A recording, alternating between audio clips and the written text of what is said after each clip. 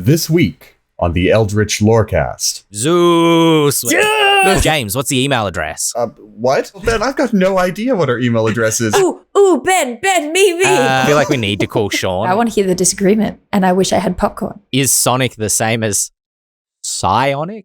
Y'all, we're a mess today. Sean, we need help on this one. we need some sage wisdom. Is Gandalf actually a paladin? You're probably not going to think there's a difference between this at all. No, that makes total sense. I think that's a huge No, it doesn't. difference. No, it doesn't. Don't encourage this. You're bad. It's not like you're bad. It's you're bad. You know what? There's actually not a point here. I'm just filling time at this point. All that and more right now.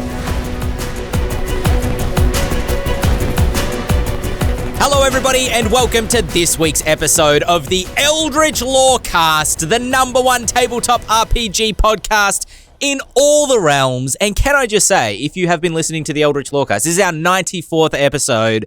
Thank you. Thank you for being here. Thank you for being here live with us if you're here live on Twitch. Thank you for watching on YouTube.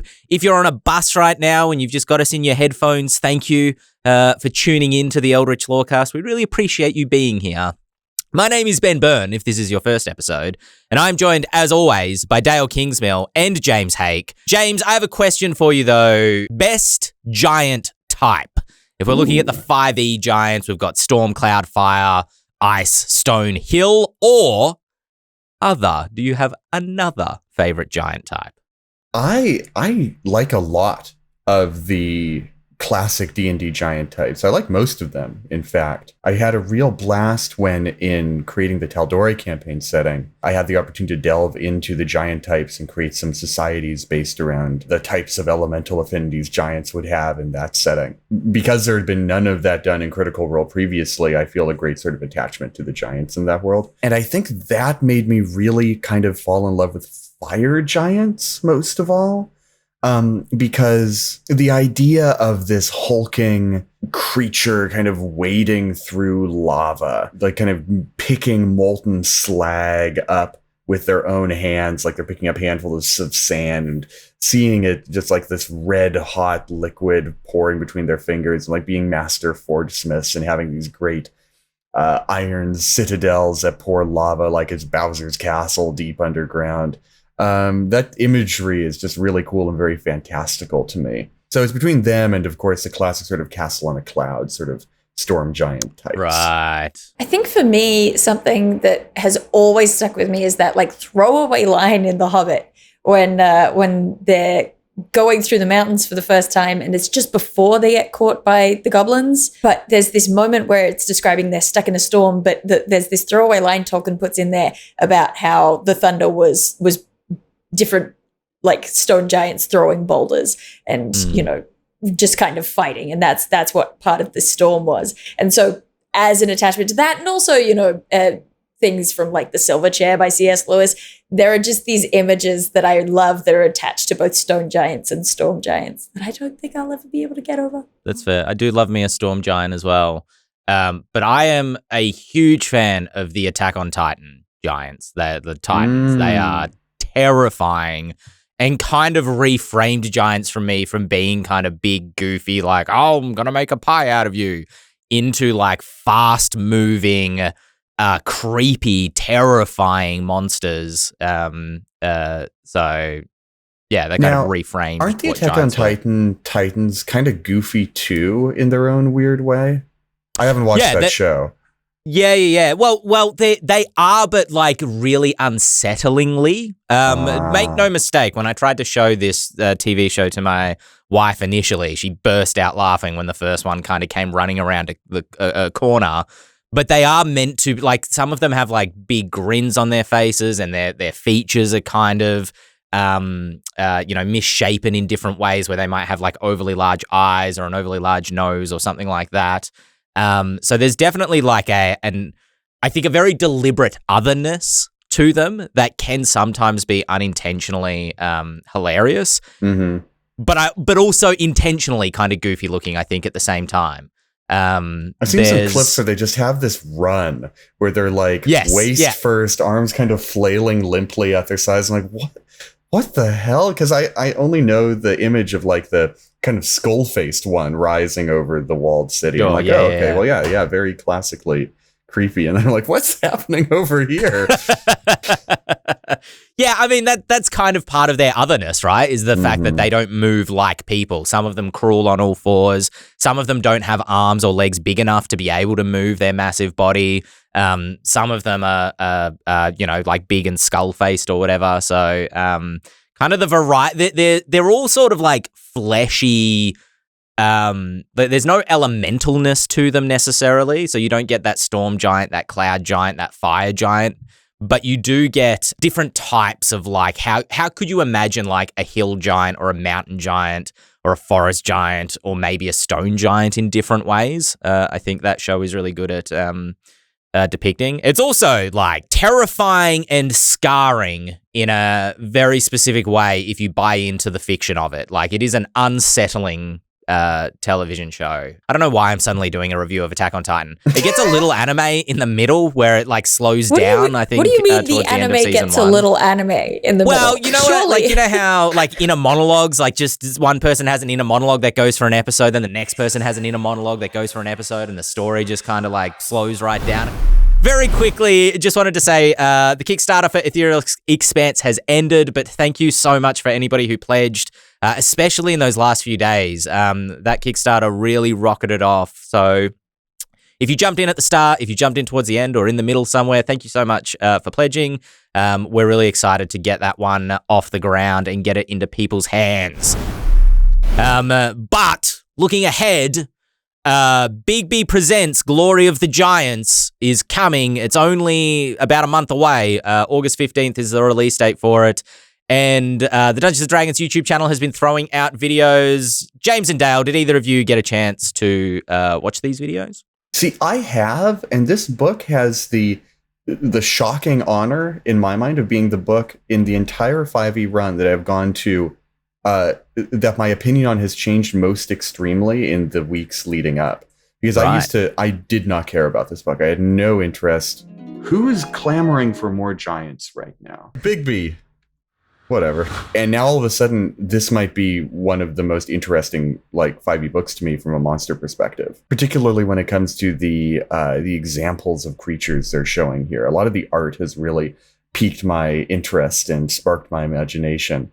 Like the one that is this sort of proto-demogorgon forming. And I haven't seen the lore that's attached to it, but I just have it in my mind that like, oh yeah, this is how other Demogorgon demon lords are made, right? Like whenever Demogorgon the demon lord dies, it doesn't just reform in the abyss like a normal demon would. It's like all of a sudden its essence gets passed into a hill giant or an orc or something, and it starts undergoing this horrific transformation that takes, decades to undergo, and like it becomes a minor god of its people, and then. And this is represented nowhere in the lore, and it'll probably contradict actual D&D lore, this idea that I have in my head. So they're not doing that. But the art alone is enough to inspire that sort of headcanoning going on in me. And that is enough to already make it the mark of a great D&D book. Yeah, I agree. Apparently the monster chapter, it's the biggest chapter. There's over 70 new stat blocks that are going to go into it.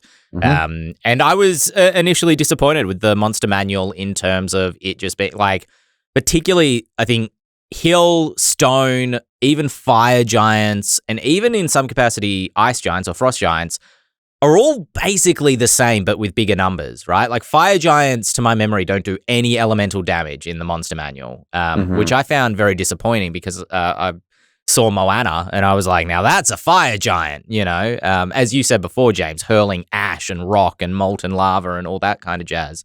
So I am likewise excited to see all these different types of giant stat blocks that emerging out of this book. It's just surprising that they didn't get their due years ago when Storm King's Thunder was, the big story. Because we got a lot of cool giant art there, but if you compare, for example, like on D&D's Twitter, they have a couple of features on this like fire giant exemplar and then a frost giant, and then they call this one a mountain giant.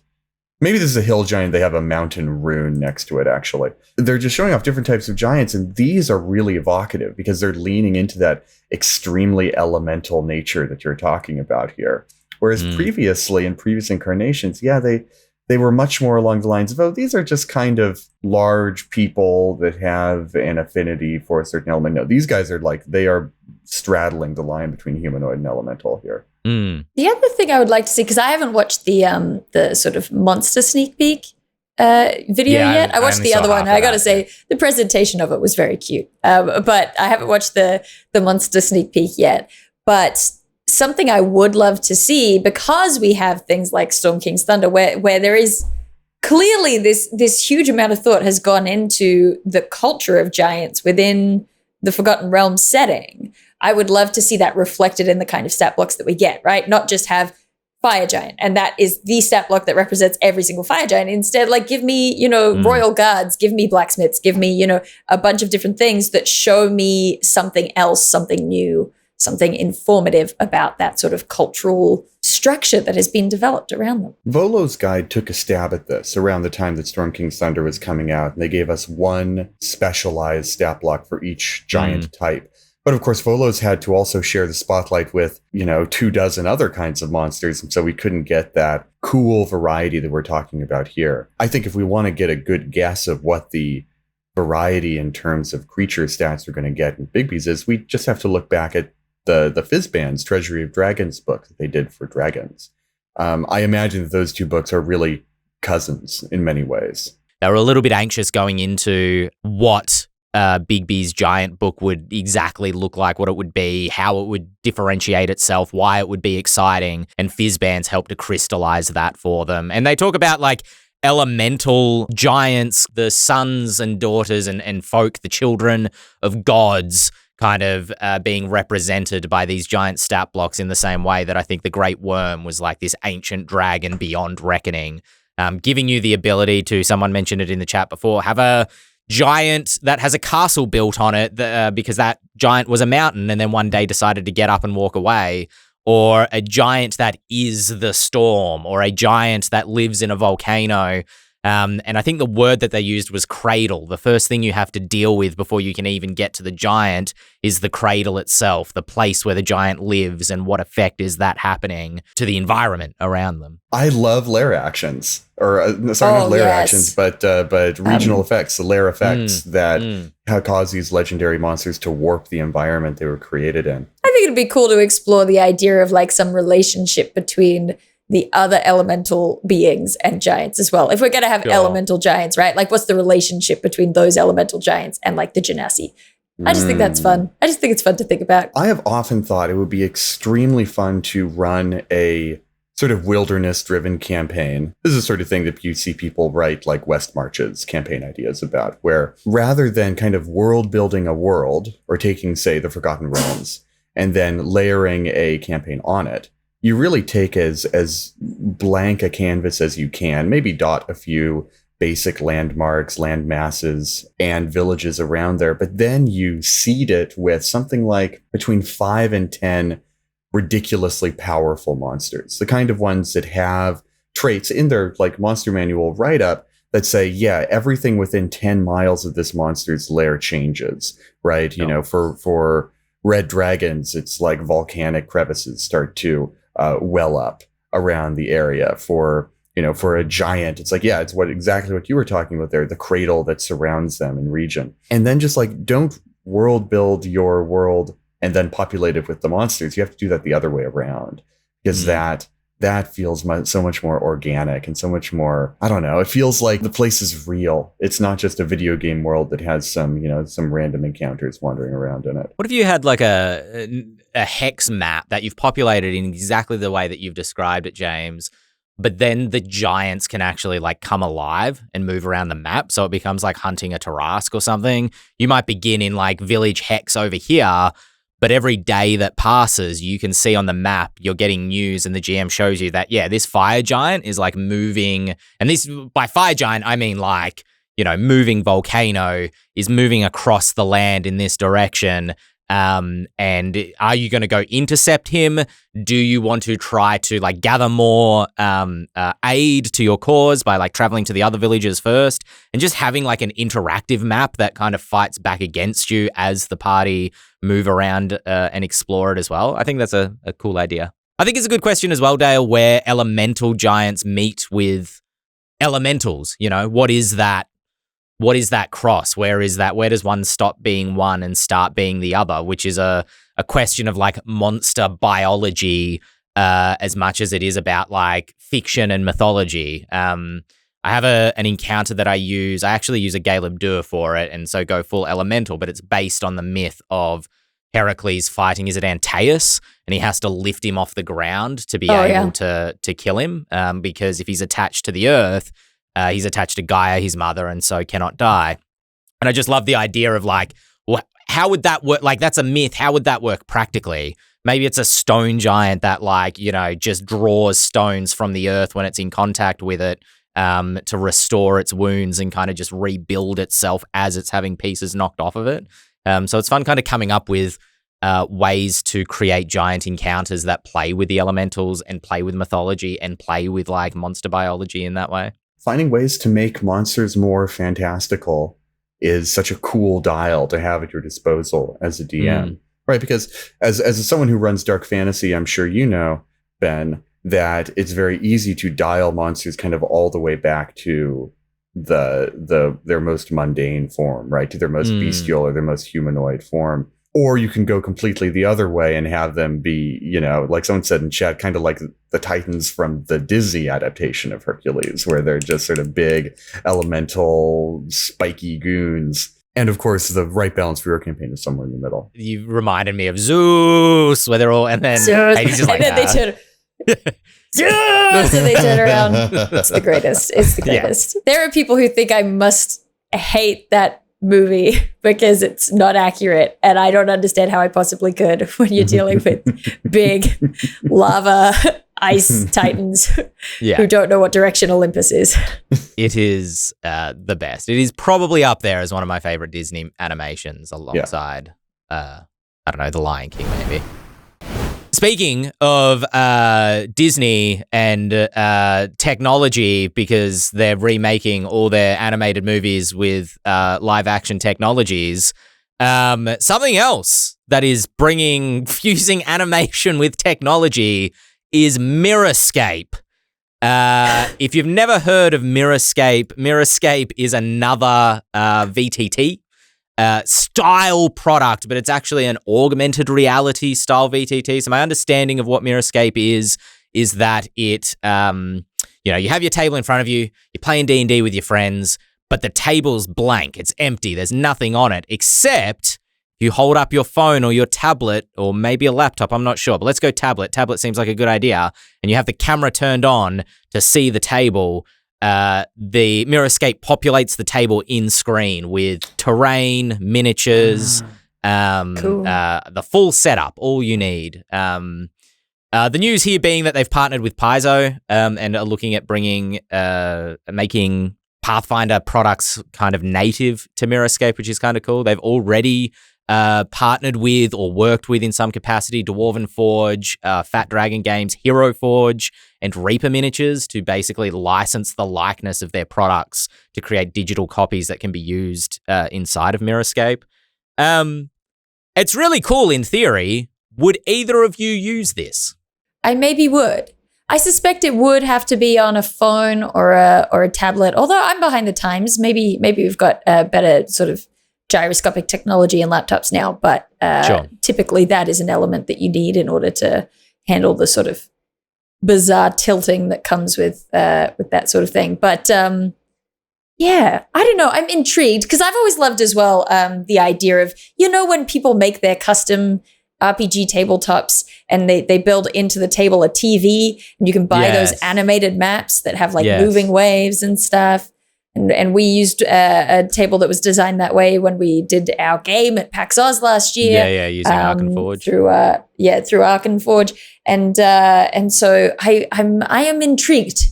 I'm intrigued, but I would have to see. I mean, ultimately, my hope is that the virtual tabletop will in time be, a freestanding hologram table like in Star Wars, the chess game they have in Star Wars. I mean, that's my sci-fi dream for playing D&D. And AR seems like an interesting way of accomplishing that. I'm trying to think of when my first like interaction with AR was. And I think it was Nintendo had a thing on the 3DS where there were little AR cards you could put down, and then you could point your camera at it and it would show stuff on it. And it was a neat gimmick that the technology behind it never seemed to work as reliably as I wanted it to. I'm of two minds. On one hand, I'm like, yes, cool, keep trying new stuff. I love to see people try new weird stuff in tabletop, because that will eventually become something really cool, probably. Either in the AAA scene or in the indie scene, someone will find a cool idea. But on the other hand, it does also just kind of seem like a little gimmick. And do I need that kind of extra bell and whistle for my home game when I'm basically happy with the Chessex mat and pre-painted miniatures? I don't know. Yeah, we've got Roman in chat saying that it seems expensive. I will say not necessarily. Games like Pokemon Go use this sort of style of augmented reality. So it is not inherently expensive, but it will be interesting to see how it stacks up in terms of, how do you map the terrain and things around the minis, or are the minis part of the augmented reality? How complex does it get? And then on top of that, are we using our phones for our, I have a lot of friends who use their phones for their character sheets now using DnD Beyond. So how is that going to kind of all come together? But I suppose if this is the virtual tabletop, maybe it overlays all your character sheet information like a HUD. I don't know. I just don't know. That'd be cool. I have a few answers for some of the questions raised there, I think, which is that the miniatures are part of the AR as well. So it almost it looks not dissimilar, not to make this direct comparison, but it looks not dissimilar to what Wizards are working on in terms of being like a fully 3-dimensional animated or semi-animated kind of virtual tabletop. It's just that instead of being entirely in screen, it's projected onto the tabletop in front of you. But something that they claimed it could do, and I would have to see this to believe it, is mix it with physical product that you own. So if you own a Dwarven Forge rather than projecting the terrain onto the table, you're projecting the minis and things like that onto terrain that you own. But I will say that once it's all on the screen, that does become a question of okay, but why don't we just use a screen? Yeah, that would be my point. I'm not sure that I would want to play D&D holding my tablet up. That's the thing for me. The whole time, yes. Needing to be able to, and then it disappearing if I put my tablet down on the ground and I can't see anything of what's going on. I'm doing something else with my tablet. If I had one, I'd have D&D Beyond on it. I'm not going to be, whoop, all right, now I'm looking, and now I'm back. They're talking about adapting it for AR-style goggles, Google Glass from years ago, and then did Microsoft have a goggle-type solution? So, you sit down to play D&D, and it's all right, when we will last with our heroes, and everybody pulls on their headset to start the game. That might be cool if you can be hands-free with it, But yeah, I agree. Or get a stand, for your tablet to just kind of sit in front of you and project the table kind of as it is. I'll have to see where this goes. I don't know. I'm just very conscious of how boomer I'm sounding, being this tech won't ever work. Because I am very curious. If it's rad, it's rad. So I want to keep an open mind about it. But yeah, all the little worries we've had up to this point is it's going to be crazy expensive. It's going to require a specialized tech to really work. Do I even need that sort of level of stuff? They're just all in the back of my head. Once you get to the level of glasses and goggles as well, then you start dealing with the issue of okay, the lightweight stuff can't necessarily do as much, but once you've got the big heavy things, you got all your issues with if people have glasses, if people get headaches. There's so many. I look forward to seeing what it is, because I think it's become very clear through this conversation that I have no idea what to expect. If anybody tries it, let us know if they like it. The more solutions to kind of immersing people in the game, the better. But I'm becoming increasingly aware that Gen Y is the new Gen X, we're the old kids on the older kids on the block now. So, speaking of figuring things out, John has emailed. James, what's the email address? What? Our email address? Yes, ours. The podcast's. Man, I've got no idea what our email address is. So can you go ahead and tell me what the podcast email address Yes. is? Ooh, Ben, me. It's podcast yes, Dael at up the back. Ghostfire. Podcast at ghostfiregaming.com. Yes, correct. We got there in the end. Podcast at ghostfiregaming.com. That is what John emailed to ask us what are some great one-shot modules, maybe modules to fill a gap session or something that plays 1 to 3 sessions. Can be for any system. John does not mind kind of messing with it to adapt it to 5e or Pathfinder or whatever you may be playing. What is a great one-shot module or 2 or 3 shot module that you have run and or played in? I have many, many thoughts about 3-shot modules, and I'll describe this here. And it goes back to when I started writing D&D stuff. Like I was in my college dorm room and I was starting to write D&D stuff. It was because I had watched a Matt Colville video, who I watched obsessively at the time, about the cult of the reptile god. And, in typical Matt Colville fashion, you'll say something like, this is the prototypical D&D adventure, the cult of the reptile god. And I, like a good little student, I was like, yes, please, Uncle Matt, tell me about the cult of the reptile god. And I mean, the way he laid it out and the way I thought of it afterwards was really very informative to the way that I think about like the classic D&D adventure format, because it follows a 3-act structure. It follows, and those 3 acts map roughly to the pillars of D&D gameplay as presented in 5e. In the Cult of the Reptile God, you first arrive in a village and find that something is socially screwy there. It's been, infiltrated by a cult, and most of the people in the town who are the reclusive and cagey are members of the cult, and there's a couple who aren't. And then you wind up learning that, yes, there's a temple to the cult deep in the swamps. And so the second act is this journey of yours through the environmental perils of the swamp to get there. And then you reach the dungeon, and then you do what you do in a dungeon, and you kill things and take their stuff until eventually you get to Explicita Dephilus, the spirit Naga master of the cult, and slay her, or him. I don't remember.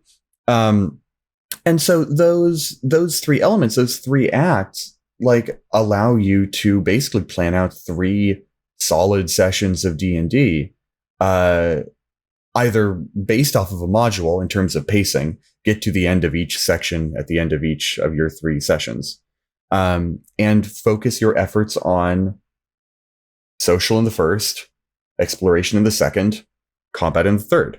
And it doesn't mean only do that, right? It's not narratively flatlining and then it goes dot, dot, dot, and it goes flatline again, goes dot, dot, dot, and then it goes high. No, you have a little bit of each thrown in, but think about what the dominant mood is based on each act.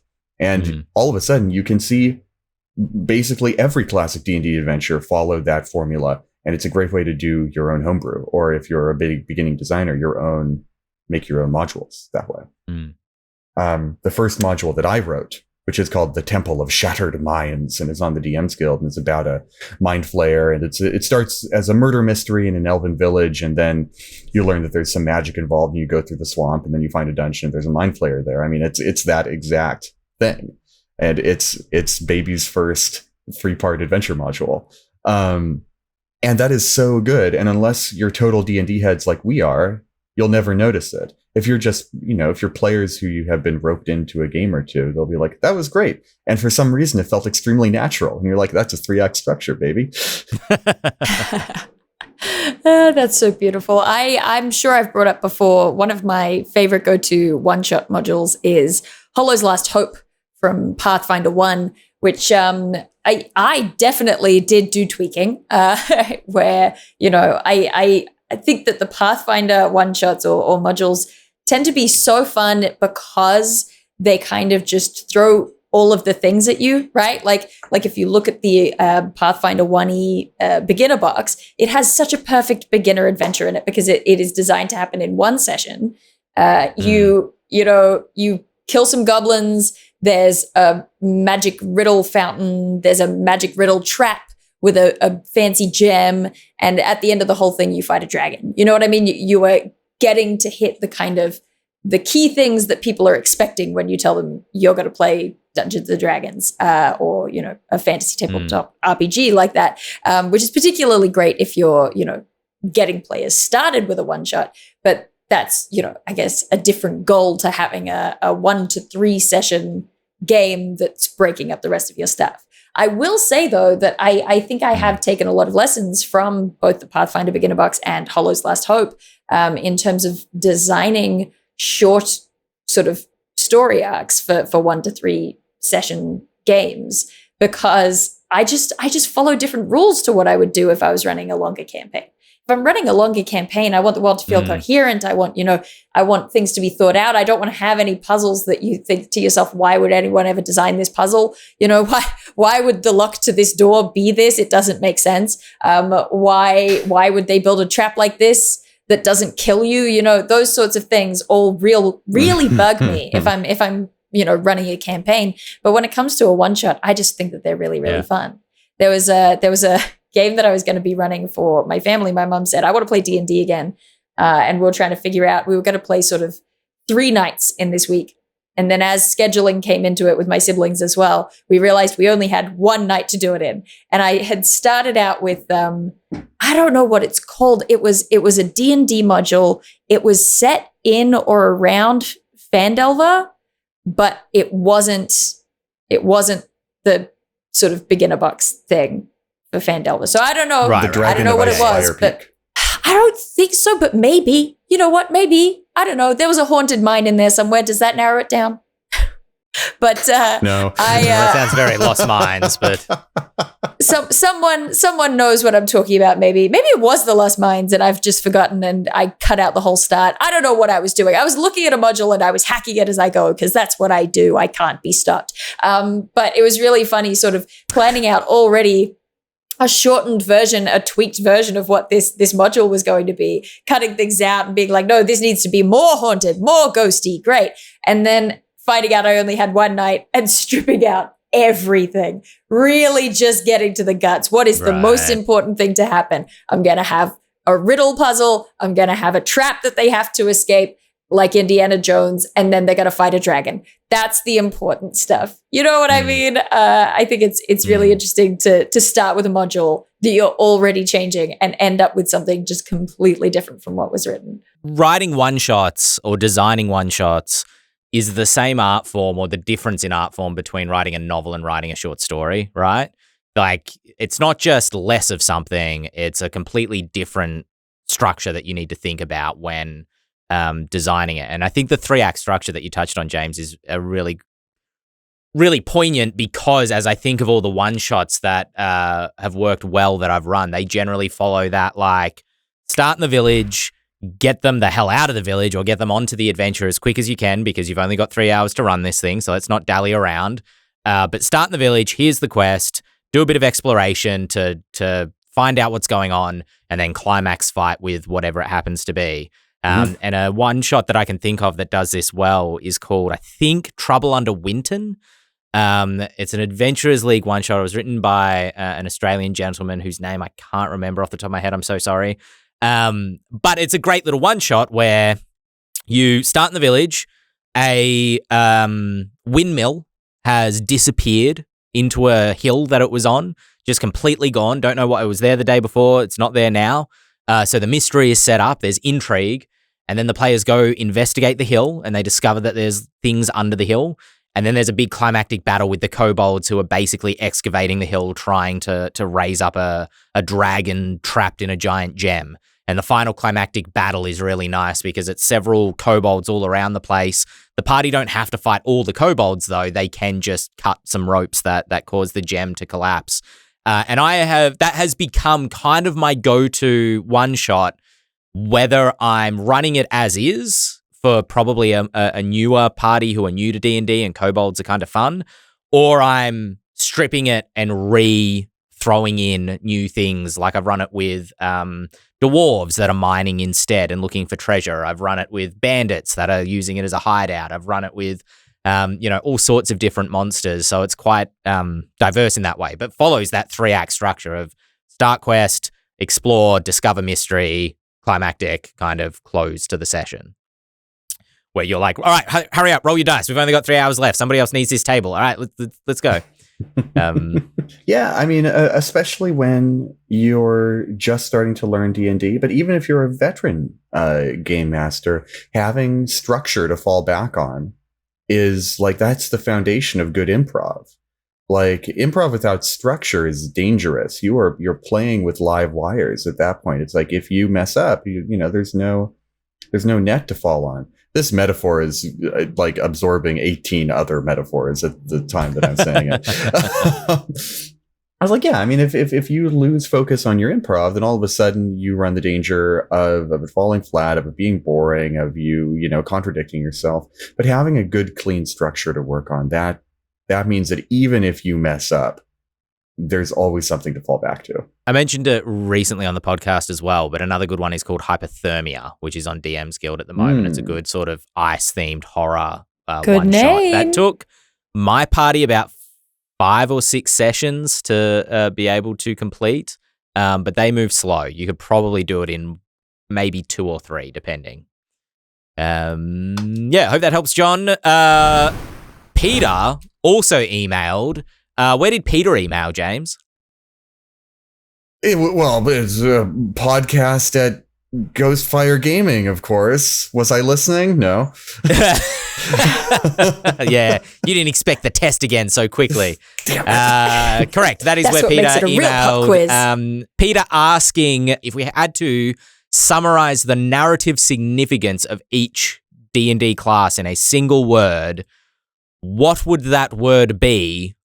And could you play a game with classes that are only presented for their narrative significance as opposed to giving them a sort of theme or veneer, which I think is very difficult to separate? Do we mean in the sense of like how video games, a lot of the time we can start to divide it and think about, you know, here's your blaster, here's your tank, here's your healer.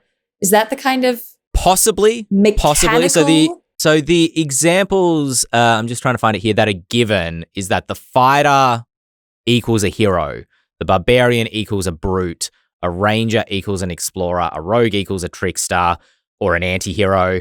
But I find that these like equaling kind of like, what's the word that he used? Sort of narrative significant words are just as colored as the word fighter. You know, So- I feel like you almost can't get more stripped back than fighter specifically, you know? Yeah, it's like D&D. The classes are first and foremost bundles of things you can do in a game.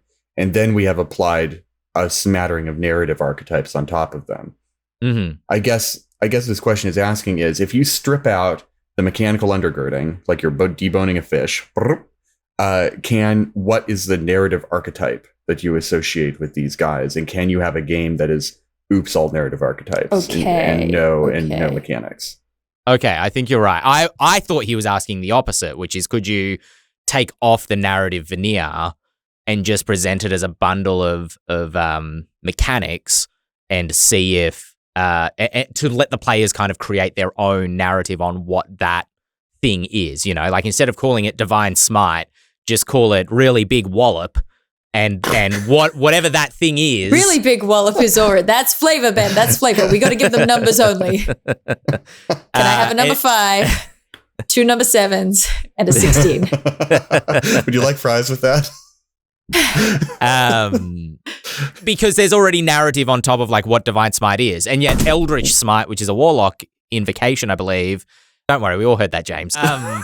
And I think there's another class that gets some sort of smite ability as well. It's just adding dice to melee attack for extra damage. But because of the narrative that's applied to a paladin, you think of Divine Smite in a specific way. Where does the flavor end? Okay, because ultimately you're just rolling a dice. Is calling it an attack flavor, Ben?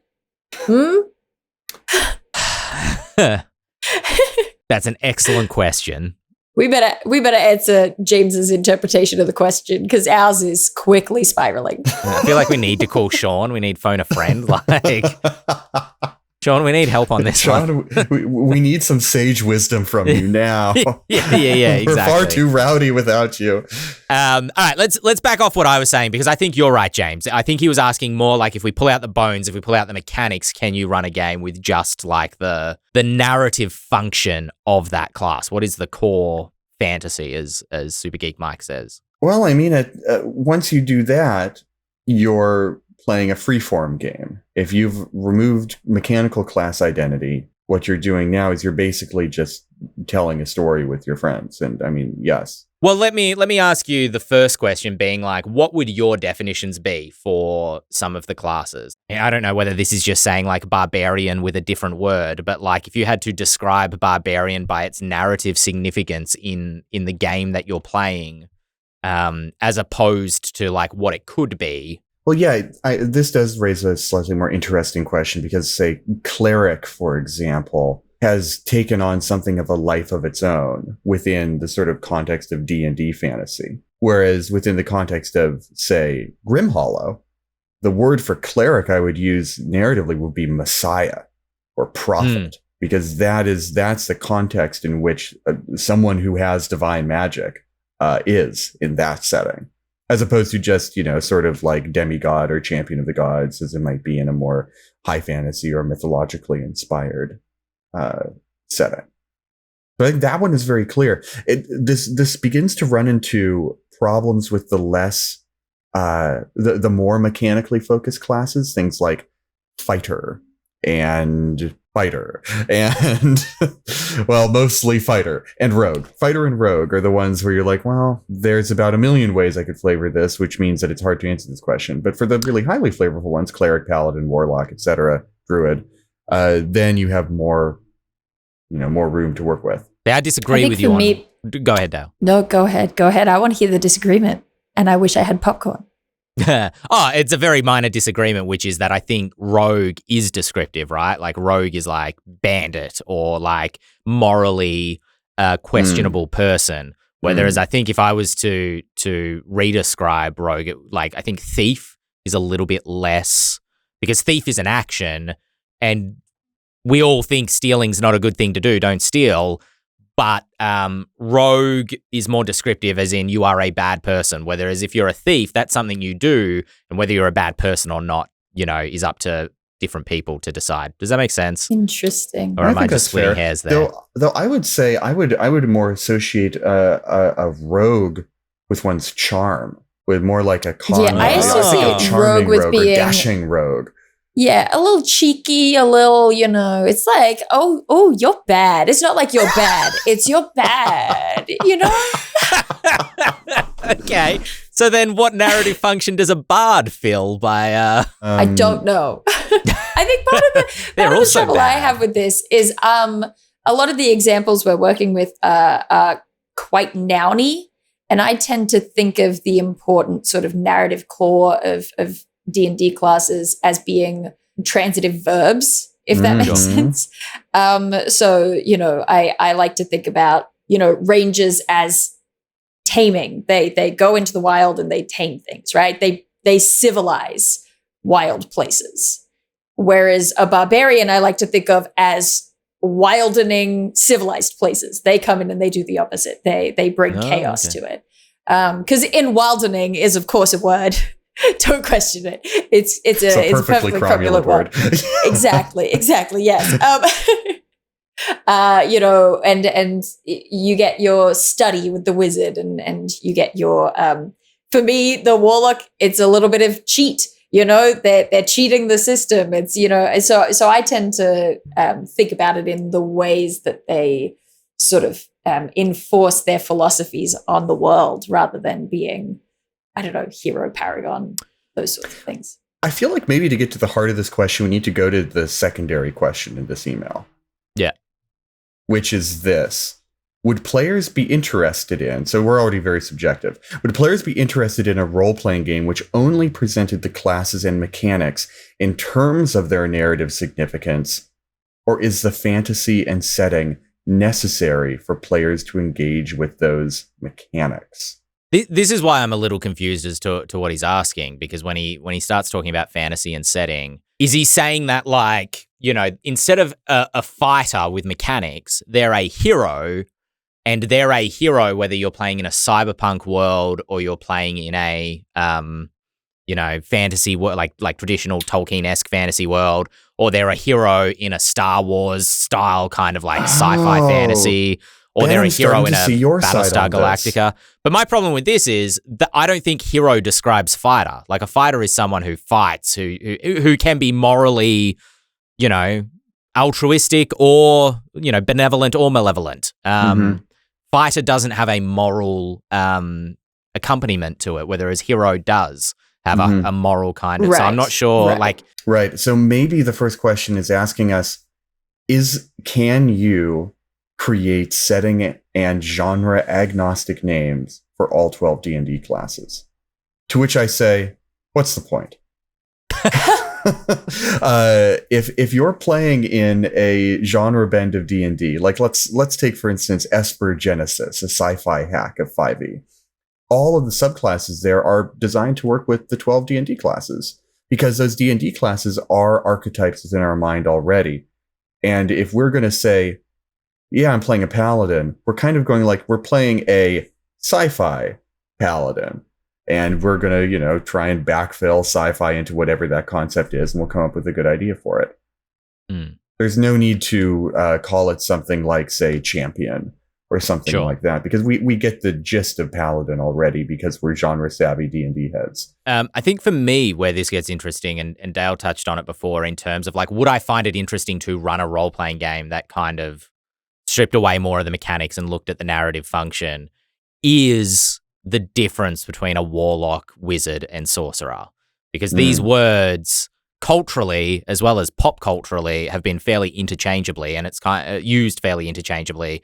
And it's a thing when folk come to D&D that is often one of the first things that gets explained to them, is the difference between choosing a wizard, a warlock, and a sorcerer. And even wrapping druid into that, because, you know, Merlin, this archetypal wizard, is kind of more of a druid, really, in Arthurian legend. And kind of, I would argue, even Gandalf is as well, kind of druidic in ways. And so, you know, all of them do... the mechanics of, like, a warlock only has limited spell slots and they get their eldritch invocations. All of that, to me, is fairly arbitrary, right? To try to represent, like, a pact between a greater being and the warlock. But I think you could run the mechanics of a wizard perfectly fine and say that they are someone who has a pact with a greater being, who gives them their power through an object like a spell book, right? The mechanics of a warlock don't scream warlock to me, right? What would be interesting is just saying, yep, you all cast magic. All of your magic mechanically in the rules of the game functions the same. You have a pool of D6s and you pump D6s into casting a spell and you describe to me what you want the spell to look like. But the narrative thrust of the game is the warlock has to deal with their patron and that relationship. The wizard has to deal with how to learn more spells or mastering it. The sorcerer has to deal with the fact that they have a heritage that, you know, bears on their life. The druid has to deal with the fact that they grow weaker in civilization as opposed to, I don't know, but yeah. You have opened up an excellent topic. I just played the Avatar Legends role-playing game this weekend for the very first time. It's, you know, Avatar: The Last Airbender setting, and it's based very strongly upon the Powered by the Apocalypse engine. So it basically, every roll you do comes down to roll 2d6 and add some kind of bonus to it, and you can do the thing if you get 7 to 9, but there's a drawback, and 10 plus you do it with no drawback. 1 through 6 you fail and only get drawbacks, essentially. And I was really concerned about this game. I backed it at like the second highest tier on Kickstarter because I'm obsessed with Avatar. And I got the book a little while ago and I read through it, and I was a little worried that it was too mechanically light.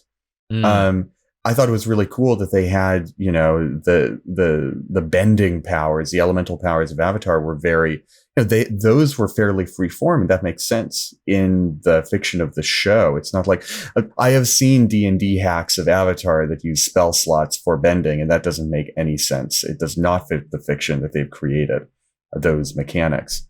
But then when I actually played it all came together so well in a way that's very similar to what you're describing here, Ben, because there's something like 10 different playbooks that are presented in that game, which is a phrase that Powered by the Apocalypse and Blades in the Dark Cell games use to kind of describe things that are kind of like classes, but they have a more narrative focus to them. Playbooks are kind of like what we're describing here, which are more narratively focused classes rather than mechanically focused ones. Right. And your playbook, it does give you a couple of mechanical buttons to press. You do get a combat technique unique to your playbook, but mostly it gives you lists of questions that are like, I played a playbook called the Icon, which is very much like you've got a big duty to do to the world. And it was like, okay, what are 3 things that you are restricted from doing, like running away from a fight or causing harm to the innocent? What are 3 things that you must do, like performing rituals or giving to the needy, stuff like that? And it also has this tension between what one side of your balance is and what the other side of your balance is. All this to say, all of these playbooks are completely compatible with the different fighting styles in the game. I could be I played an Icon that was a firebender, but I could just as easily have played an Icon that was an airbender or not a bender, a sword fighter. And all of those combat mechanics were completely separate and very free flowing from the class that was presented to me. And it worked perfectly. Usually I'm the first to say, no, your story should have mechanics that support the story you're trying to tell. But at a certain point, it does become clunky. At a certain point, you absolutely can say, yeah, they all cast spells. They all bend the elements. The only difference is the way you describe it in the fiction. I want to ask a question to throw a cat amongst the pigeons. All right. Is Gandalf actually a paladin? I mean, we spoke about this last week, right, when we were talking about classes to begin with, which is that the Lord of the Rings characters don't fit neatly into the 5th edition version of... But does he actually, though? Because if you think about it, he's using his sword all the time, all right? And he's only using his spell slots to occasionally do something magical. He's like, all right, I'll cast light. Sure. The rest of the time, I have to imagine he's just smiting stuff. We see him smite stuff. And also, when we see him use spells, he's using it to have a protective aura. All right? You shall not pass. That bit where he's protecting all the folks from the flying Nazgul on their fell beasts. I'm just saying. Yeah, I think I agree though that I think he's a cleric, which Cosmic Postman has said, because he's not wearing heavy armor. Huh. We never see him heal anyone. Clerics don't always heal. He could be a war cleric. Okay, but what does he do you're defining this based on something he doesn't do, okay? We should be defining based on what he does do, okay? Because there's nothing that says that a paladin has to wear heavy armor just because everything. Paladins have lay on hands. Some paladins heal also, though. That is true. And also... But it's not key. It's not key. We don't... everything we see him do, a cleric can also do. Right? Like his auras of protection, his protection from evil and good, you shall not pass, fighting with a sword. Clerics have proficiency with at least simple weapons, if not martial weapons. Depends on but he's using this great sword two-handed. Let's look this up. Typically, the ones who get martial weapons do also get armor proficiency as bonuses. Yeah. So that kind of if he's not wearing armor, apparently, I think that's a bullshit reason. Cosmic, I'm coming for you. All right. Well, can a paladin talk with moths? That's a pretty good point. That's a pretty good point. Yeah. Both of the ancients probably can. Both of the ancients. Okay. All right. But once we start getting into subclasses, I think we can just argue back and forth forever. is Spider-Man a rogue? You know, like if we want to go down this path, is Goku a wizard? These are the questions that plague We could us. make so much money on YouTube Am making I a videos bunny about rabbit? these. Is Ben a pigeon? Where do we stop? Are we human or are we dancer? My wife used to love me walking in a room and being like, "Hey, I meant to ask you before, are we human?" Or she'd be like, "Damn it, Ben, you got me again."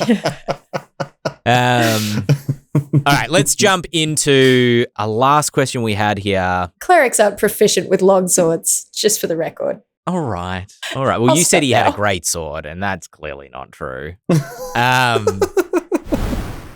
Michael's question about designing a psionistic class. Why has the psionist struggled to find its own place in D&D 5e?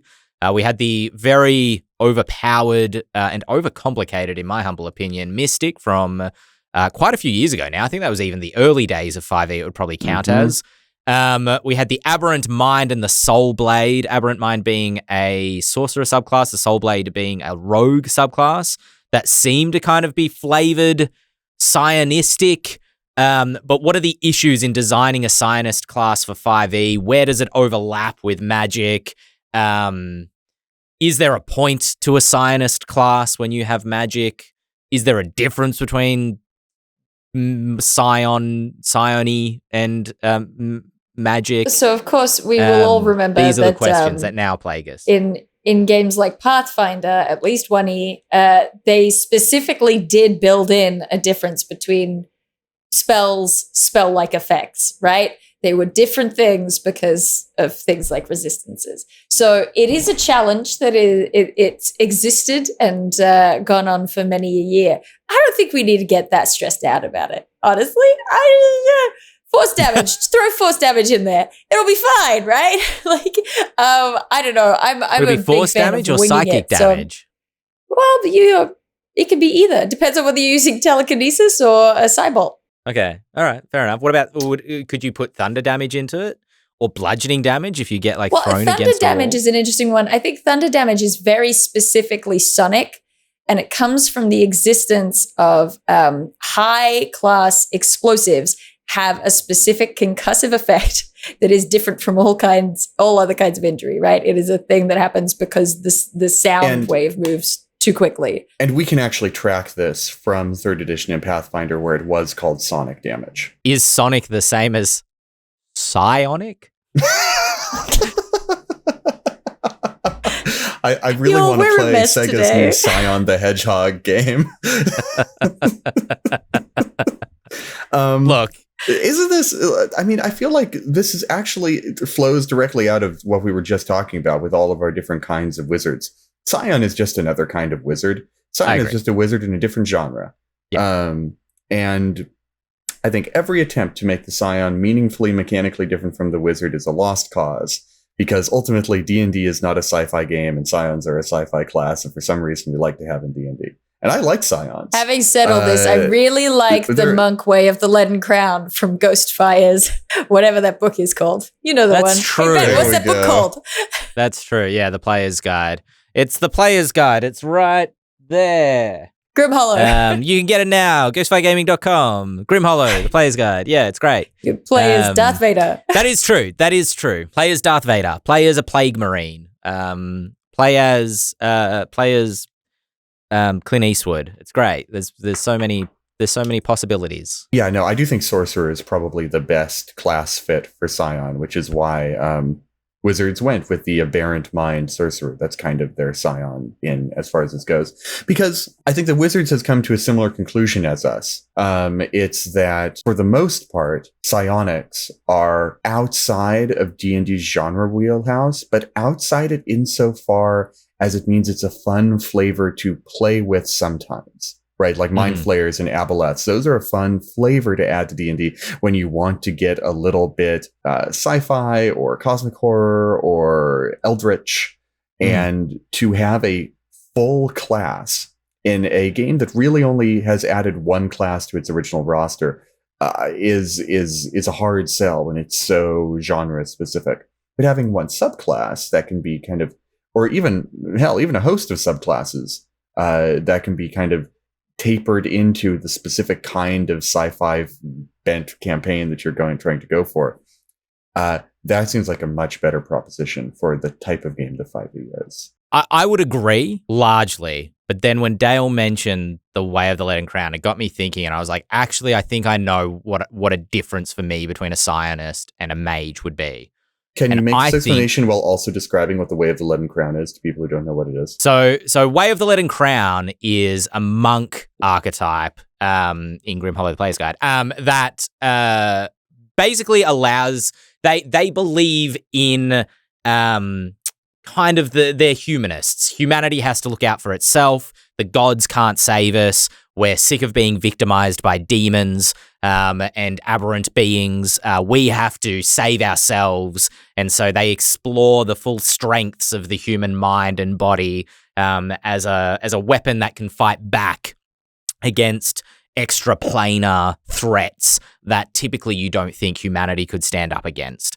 And so they have a couple of psionic abilities like a psychic thrust. I think off the top of my head, we did a video about this not long ago, so I should remember this better. But off the top of my head, I think they have like a psychic thrust where they can make unarmed strikes out to 30 feet or something like that. I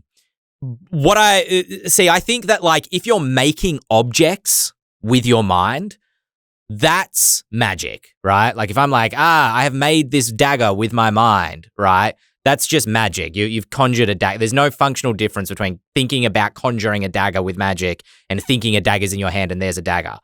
The difference from me, I think, is your ability to just think things, and you're probably not going to think there's a difference between this at all, but the ability to think and therefore it is, such as instead of conjuring a dagger into my hand, I thrust at my target as if I've got a dagger in my hand, and because I think I've stabbed them, a wound appears on their body, right?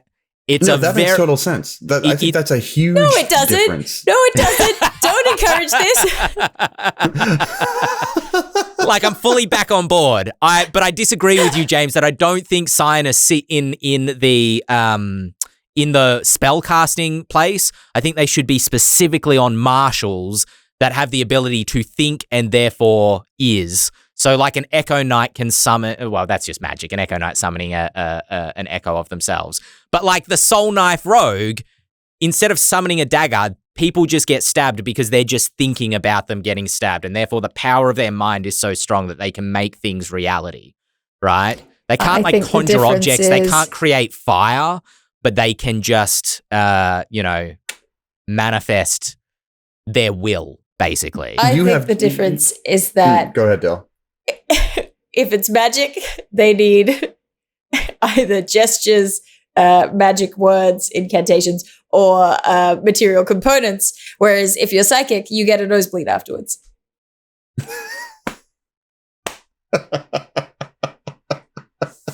Okay, I'm done. Yeah, okay. No, Wombology just said in the chat that Phantasmal Force works like, you just think a horrible thing, and so the other person sees it in their mind, and I'm back off board. Psyonics is just magic. Oh, how changeable you are, Ben.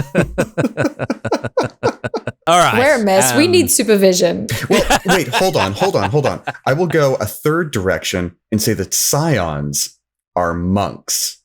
And 4th edition agrees with me. Because in 4th edition, monks were a part. 4th edition had like an alignment axis, a 4x4 grid. It's not alignment; it's of roles. Like, I'm trying to remember the 4th edition roles off the top of my head, but they're like striker, controller, leaders, something like that. And also 4 power sources, which were martial, arcane, primal, and psionic. True. And so there were 16 core classes basically that kind of rolled into 4th edition over the years, and they all filled a power source and a combat role. You know what? There's actually not a point here. I'm just filling time at this point.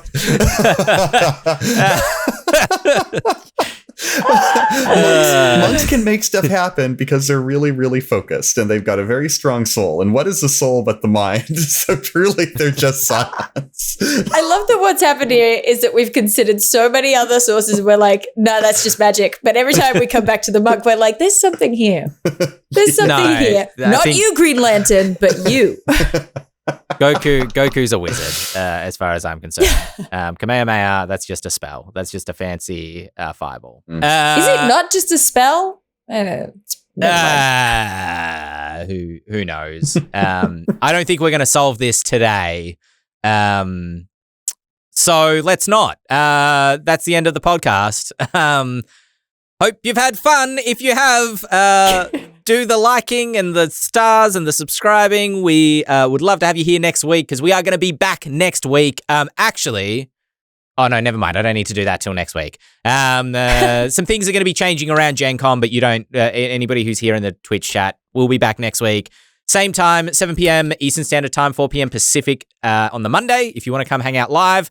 Otherwise, we're on YouTube. We're on YouTube and iTunes and Spotify and all those good places. You've probably found us if you're listening to this. Let's be honest. So come back next week. I've been Ben Byrne here with Dael Kingsmill, James Hake, and we will hopefully see you then. Bye bye. We need Sean. How is I never thought that Sean was like the foundation of this podcast. But without him, we truly fall to pieces. The rock upon which I will build my church. You guys, we got a We didn't we haven't gone offline yet.